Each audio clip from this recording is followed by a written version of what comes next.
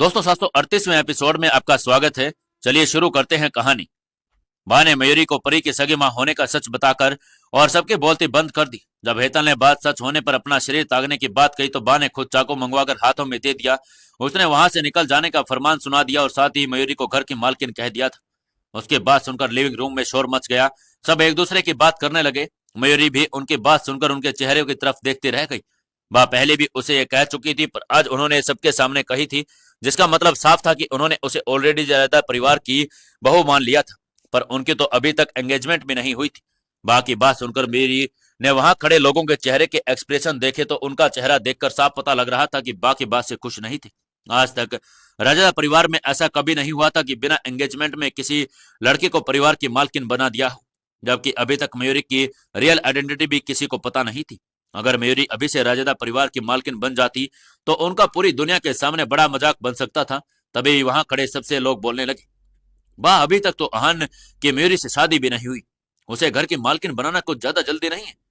दूसरे ने कहा, शादी के बाद तो वो राजेदा फैमिली की मालकिन बन ही जाएगी, तो अभी इतनी जल्दबाजी करने की क्या जरूरत है।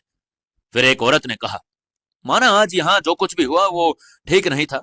आपने जो कहा वैसा राजेदा खानदान में आज तक कभी नहीं हुआ। उनकी बात सुनकर मयूरी ने मुड़कर बा की तरफ देखा और बा के चेहरे को देखकर जरा भी नहीं लग रहा कि वो अपने फैसले से पीछे हटेंगी। अब उन्होंने सब लोगों की तरफ घूर कर देखा, 2 बार खांसी और ऐसा करते हुए सब लोग वहां से शोर मचा रहे थे एकदम शांत हो गए। वो आगे कुछ बोल पाते उससे पहले बा ने अपनी उंगली अहान और मयूरी की तरफ करते हुए कहा, ये मेरा पोता है और ये मेरी पोता बहू, जिसे मैंने दिल से मान लिया है। सब लोग सोच रहे थे कि बा ऑलरेडी ये बात कह चुकी है, फिर ये बात कहकर वो क्या करना चाहती है। वहीं बा मयूरी का सहारा लेकर काउच पर बैठ गई। फिर उन्होंने अपनी बोहें चढ़ाते हुए सबकी ओर देखते हुए कहा, अब जब आप लोग मेरे पोते और पोता बहू से मिल ही चुके हैं तो आज के बाद अपने दिमाग में यह बात बैठा लीजिएगा कि अब कोई भी ऐसी बात जो मयूरी से जुड़ी होगी वो राजादा परिवार से जुड़ी होगी। मैं आप सब लोगों से बात साफ कह देती हूँ, अगर किसी ने भी मयूरी को परेशान करने की कोशिश की तो इसका यही मतलब होगा कि वह राजादा परिवार के खिलाफ जाने की कोशिश कर रहा है। इतना कहकर बा ने थोड़ी ऊंची आवाज में फिर कहा, एक और बात, यह मेरा फैसला है या मैं आप लोगों की राय नहीं ले रही। अगर आप इस परिवार से रिश्ते बनाए रखना चाहते हैं तो अपने दिमाग से फालतू का ख्याल निकाल दीजिए और इस परिवार का साथ दीजिए। बा अभी भी थक चुकी थी तो वो और कुछ भी बोलने का मौका नहीं दे रहे थे। कुछ देर के बाद एक एक करके सभी लोग वहां से चले गए। भले ही माँ बूढ़ी हो चुकी थी, पर इतनी हिम्मत उनमें नहीं थी कि वो अपनी बात ना माने। उनका रोब अभी तक कायम था और अभी लिविंग रूम में सिर्फ बा, अहान और मयूरी रह गए थे। मयूरी बा के पास जाकर बैठ गई। बा, वो जानती थी कि आज बा ने जो कुछ किया वो उसकी खुशी के लिए किया था। वो उसे उस परिवार में जगह दिलाना चाहती थी। उसकी आंखों से आंसू छलक रहे थे और बा ने उसकी तरफ देखकर कहा, इन लोगों को तो मैं हमेशा से ही मौके का फायदा उठाना होता है, खास करके हेतल और जिग्नेश को। मैं बस उन्हें सबक सिखाना चाहती थी। इतना कहकर उन्होंने मयूरी का हाथ अपने हाथों में लिया और उसे प्यार से सहलाने लगी। आने में मयूरी के पीछे ही खड़ा था। बा ने बात बदलते हुए कहा, वैसे मयूरी अगर तुम चाहो तो मुझे थैंक यू कहने के लिए मुझे एक तोहफा दे सकती हूँ।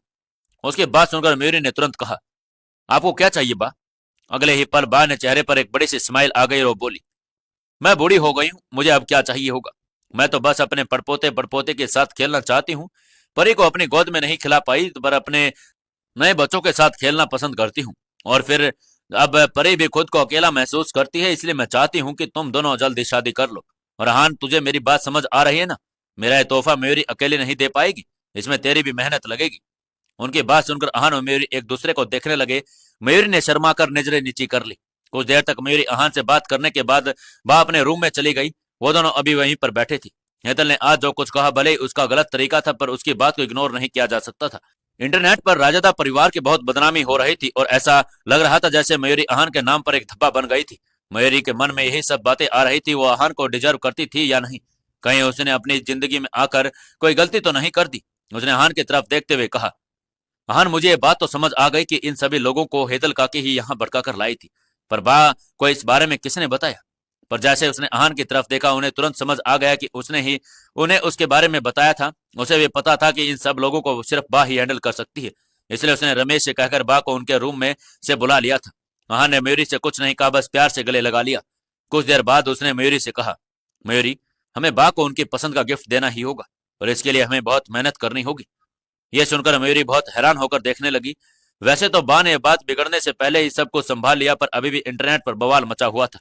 एक नैना भी अचानक से कहीं गायब हो गई और एक के बाद एक अफवाहें सामने आ रही थी। कुछ लोग कह रहे थे कि नैना बहुत ही रोशनी ने ही किडनैप करवा दिया और ताकि वो उसकी सच्चाई बाहर ना ला सके। अहान और मेरी एक दूसरे के गले लगे हुए थे। वर्धन वहां आ गया, उन्हें देखकर दोनों एक दूसरे से दूर हट गए। वर्धन ने अहान के पास आकर उसे बाहर और इंटरनेट पर जो कुछ हो रहा था उसके बारे में अपडेट किया और कहा, सर क्या हमें मीडिया से बात कर देनी चाहिए कि नैना और रोशनी सगी बहनें नहीं है। इसे सिचुएशन ऐसी हो गई कि अहान का चुप रहना नहीं ठीक नहीं था। उसने इंटरनेट पर सब सिचुएशन चेक की और अपने पास खड़ी रिया से पूछा, नैना कहाँ है?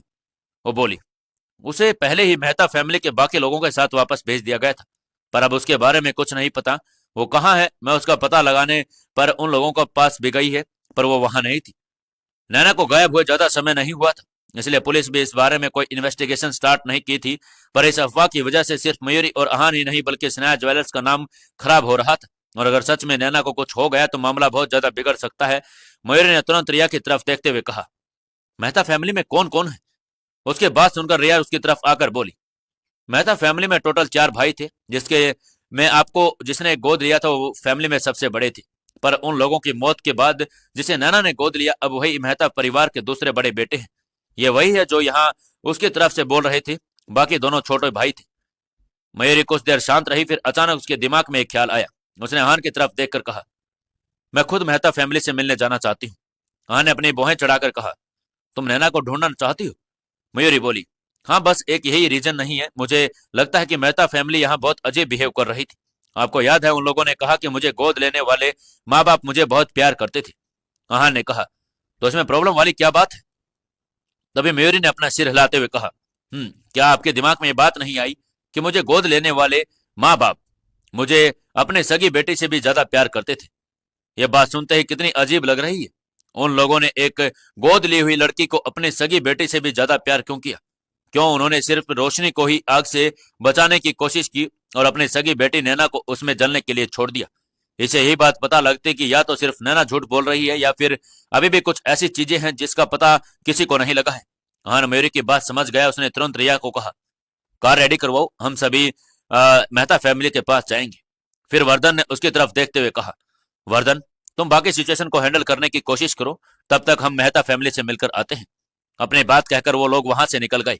आग वाले हादसे के बाद मेहता फैमिली उस जगह को छोड़कर दमन रहने चली गई थी। जब वो लोग वहां पर पहुंचे तो शाम हो चुकी थी।